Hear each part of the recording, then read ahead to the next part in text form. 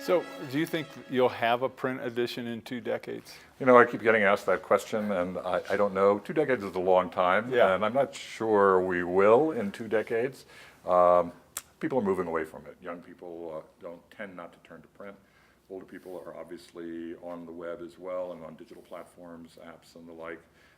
And we live in a digital society. That's just a fact. It's not something that we need to adapt to. It's something we need to fully embrace. And that's what we've done at the Washington Post. And so I think over time, while there may be some print publications, and there probably will, it's not going to be a huge factor in our business. In Colorado, of course, we still have the Denver Post. We had the Rocky Mountain News. When those two were competing at one point, they were selling an extraordinary amount of advertising. You had these, incredibly thick papers, but subscription prices in 1 year were down to $3 for a year, if you can imagine that. The Rocky Mountain News folded, and the Denver Post kind of took over, but really even today now is just a shell of its former self. And so when you look at the print edition, I think to subscribe to the Denver Post today is $300 a year. And so you have to say, who is going to pay that? It's only those few like me who are addicted to a print edition, and there are not that many of us left. What's happening with subscription rates for the Post? Well, we tend to be less expensive than that actually at the national level. So people can get digital subscriptions for, I don't know, it depends on the deal, but figure about $100 a year, something like that. So, and then there are discounts and introductory offers and things of that sort. For the print edition, it's more expensive. I don't actually recall exactly what the rate is. I just pay it, obviously. So, and I do not. I pay for my own subscription, and I'm happy to help the cause. And I think that people should help the cause of quality journalism. And if people aren't willing to pay for quality journalism, the reality is there will not be quality journalism, and they should not expect it because they are not supporting it. So I am concerned about what's happening with local journalism around the country. Denver is emblematic of that.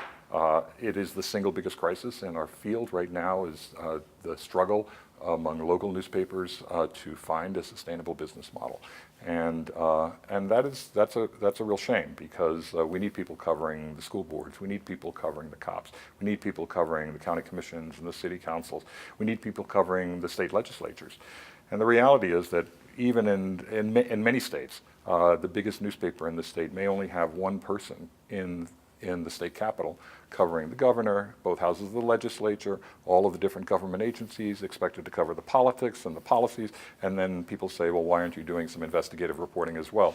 That is really hard. That is really hard to do.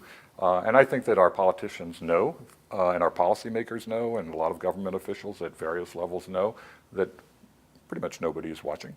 And that's a dangerous place to be for democracy.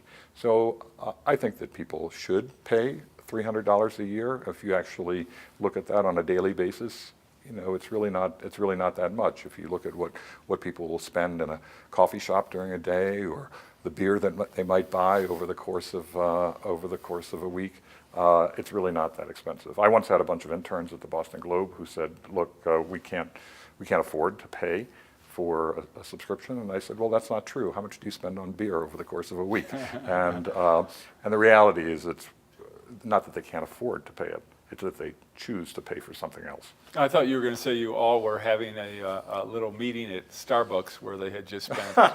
where they're spending $5 for some coffee concoction. $5 is cheap these days. You haven't been at Starbucks I get recently. basic coffee. That's it.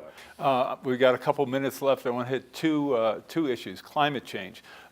Certainly there's a division in the country, not necessarily a big division in the scientific community, but among people, given, and the Post has reported many times on the issue, yet do you think the Post has done enough to inform the American people, or at least its readers, of the seriousness of climate change and what needs to be done to address it? Absolutely, I do. I think we have a tremendous environmental team. They've been very aggressive in covering that subject. We just had a story recently about greater levels of flooding around the country, largely as a result of climate change. Look, with our work and all the work we do, we rely on a number of things. We rely on evidence. We rely on people with expertise. We rely on people with experience, and we rely on people who have an education in their field. And that's what we rely on to do the kind of accountability journalism that we were talking about. And we certainly rely on that in order to cover the environment. And so we look toward the scientific consensus, the overwhelming scientific consensus in our news coverage for the Washington Post. And we talk about climate change, that there is climate change, that it's having real world effects, and there's plenty of evidence of that, and it has a scientific basis. How about the Russian interference in the 2016 election? I mean, looking back in terms of your experience, have you ever seen anything like that? And do you think that your readers and the American people really understand the extent to which that operation went and its impact in terms of especially contributing to the division of the American people? Well, it was a very serious effort on the part of Russia to intervene in the American election. That is the universal opinion of all of the intelligence agencies of the United States. It is unanimous, and there's plenty of evidence of that. And that's a very serious matter. Look, I mean, we're a democracy. We have to take our elections seriously. Interference by foreign powers, particularly ones that have traditionally been deemed hostile to the United States, is a very serious matter. I do think that we understand largely what Russia and its agents of various types did in the election, and I think we have a better understanding now of how that filtered through society, through social media, and what kind of impact that might have had. We can't say whether that was the determining factor in the election or not. There were a lot of factors in that election. But it clearly had some impact in spreading a lot of falsehoods and conspiracy theories and what have you. What we don't know, and what's really under investigation by the special counsel now, is what was the relationship between the people who were spreading that information and individuals in the Trump campaign. And that is the subject of the special counsel's investigation. We know some things. We certainly don't know the full story, and that's why there is a special counsel investigation.